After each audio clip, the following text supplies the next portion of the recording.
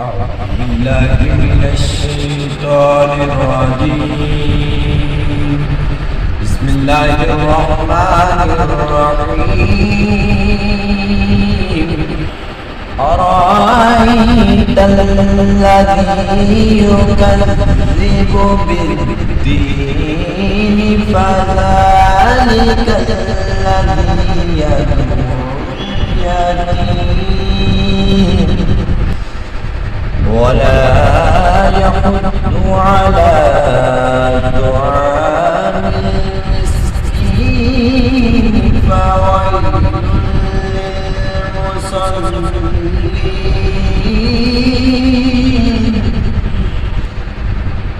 فويل للمصلين الذين هم عن صلاتهم ساهون الذين هم يراءون